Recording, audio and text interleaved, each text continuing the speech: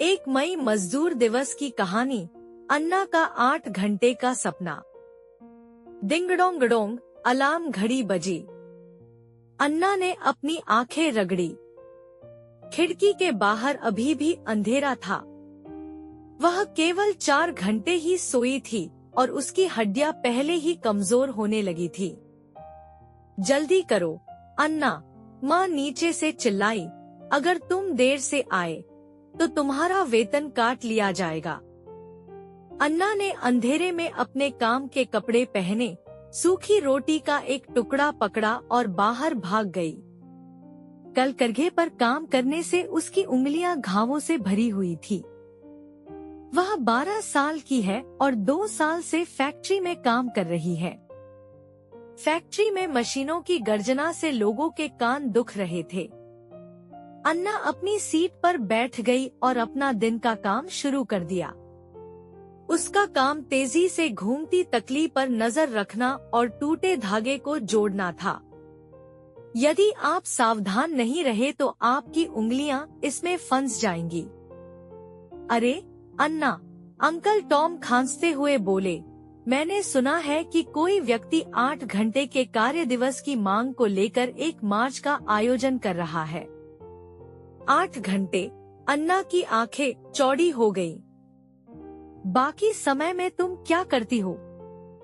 मैं स्कूल जा सकता हूँ, अपने परिवार के साथ समय बिता सकता हूँ और इससे पहले कि अंकल टॉम अपनी बात पूरी कर पाते, फोरमैन एक कोड़ा लेकर आ गया और वे जल्दी से अपने सिर नीचे करके काम करने लगे। उस रात अन्ना बिस्तर पर लेटी रही और उसे नींद नहीं आ रही थी। उसने दीवार की दरारों को गिना और अंकल टॉम की कही बात के बारे में सोचा। 8 घंटे काम, 8 घंटे आराम और 8 घंटे मुक्त मनोरंजन। क्या अद्भुत जीवन है। अगले दिन अन्ना ने फोरमैन की असावधानी का फायदा उठाया और उसके बगल में बैठी छोटी मैरी से फुसफुसाकर कहा, मैंने सुना है कि 1 मई को एक बड़ी परेड होगी और वे दिन में केवल 8 घंटे काम करेंगे।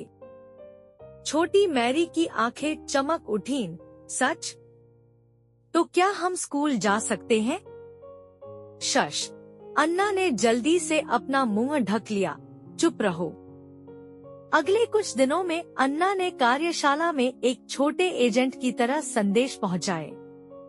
उसने रोटी में एक छोटा सा नोट ठूंस दिया जिस पर लिखा था 1 मई 8 घंटे काम और उसे सामने वाली कार्यशाला में जैक को दे दिया। पानी पीते समय उसने पास से गुजरने वाले श्रमिकों को आंख मारी। उसने शौचालय की दीवार पर चाक से एक छोटा सा 8 इंच भी बना दिया। जल्द ही पूरे कारखाने में बच्चे फुसफुसाते हुए इस मामले पर चर्चा करने लगे। दोपहर के भोजन के दौरान वे कार्गो बक्सों के पीछे छिप गए और उत्साहपूर्वक योजना बनाई। मैं परेड में अपनी सबसे सुंदर पोशाक पहनूंगी, छोटी मैरी ने कहा। मैं एक बड़ा चिन्ह बनाने जा रहा हूँ, जैक ने अपनी बाहें हिलाते हुए इशारा किया। हमें एक साथ मिलकर गाना चाहिए, अन्ना ने धीमी आवाज में कहा, लेकिन ध्यान रहे कि फोरमैन को हमारी आवाज न सुनाई दे। इन दिनों अन्ना घबराई हुई और उत्साहित दोनों थी। वह रात को बिस्तर पर लेटी परेड की कल्पना करती रही। उसका दिल जोरों से धड़क रहा था। कभी कभी उसे स्वप्न आता कि फोरमैन ने उसे पकड़ लिया है और वह डरकर जाग जाती है। लेकिन जब उसने सोचा कि वह 8 घंटे काम करने के लिए संघर्ष कर सकती है, तो वह फिर से साहस से भर गई। आखिरकार 1 मई 1886 को वह दिन आ ही गया। पूरा शिकागो विरोध के सागर में बदल गया। अन्ना ने अपने सबसे खूबसूरत कपड़े पहने और हजारों मजदूरों के साथ सड़कों पर उतर आईं। उन्होंने तख्तियां पकड़ रखी थी और नारे लगा रहे थे, हम 8 घंटे का कार्य दिवस चाहते हैं, हम स्कूल जाना चाहते हैं, हम आराम करना चाहते हैं। अचानक सायरन बजने लगा। तितर बितर हो जाओ, तितर बितर हो जाओ। पुलिस घोड़े पर सवार होकर दौड़ी। अन्ना इतनी डर गई कि वह अंकल टॉम के पीछे छिप गई, लेकिन उसने अभी भी बोर्ड को कसकर पकड़ रखा था। इस अफरा तफरी में कुछ लोग घायल हो गए और कुछ को वहां से ले जाया गया। अन्ना का घुटना भी टूट गया था। कई लोग जमीन पर गिर पड़े थे और कुछ बच्चे रो रहे थे। आंसू गैस की गंध से उनकी आंखें अंधी हो गईं, लेकिन अन्ना को कोई अफसोस नहीं था। वह जानती थी कि बेहतर जीवन के लिए संघर्ष करने से वे पीछे नहीं हट सकते। यद्यपि यह दिन पीड़ा और बलिदान से भरा था, फिर भी इसने आशा की लौ भी प्रज्वलित की।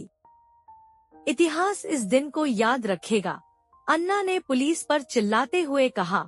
हम अपने अधिकारों के लिए लड़ते रहेंगे। अन्ना ने वह रात जेल में बिताई। लोहे की खिड़की से उसने आकाश में तारे देखे। उसने सोचा कि शायद एक दिन सभी कर्मचारी फैक्ट्री में पसीना बहाने के बजाय खाली रात में तारों को निहार सकेंगे। जल्द ही संघर्ष की खबर पूरी दुनिया में फैल गई और मजदूरों की चीखें विभिन्न देशों के मेहनतकश लोगों को झकझोर गईं। 3 साल बाद 1889 में द्वितीय इंटरनेशनल ने पेरिस में एक सम्मेलन आयोजित किया और घोषणा की कि प्रत्येक वर्ष 1 मई को शिकागो के श्रमिकों के वीरतापूर्ण संघर्ष की स्मृति में अंतर्राष्ट्रीय मजदूर दिवस के रूप में मनाया जाएगा। अंततः अन्ना और उनके सहयोगियों को अपनी लड़ाई में सफलता मिली और उन्होंने वास्तव में 8 घंटे के कार्य दिवस के लिए लड़ाई लड़ी। तो अन्ना ने अपने पोते के सिर को छूते हुए कहा, अब तुम हर दिन स्कूल जा सकते हो और अपने दोस्तों के साथ खुलकर खेल सकते हो। यह सब उन बहादुर श्रमिकों की बदौलत है। मजदूर दिवस सिर्फ एक छुट्टी का दिन नहीं है, बल्कि यह हमें अपने खुशहाल जीवन का आनंद लेने की याद भी दिलाता है। छोटे लड़के ने पलकें झपकाकर पूछा, दादी, क्या आप डर गई थीं?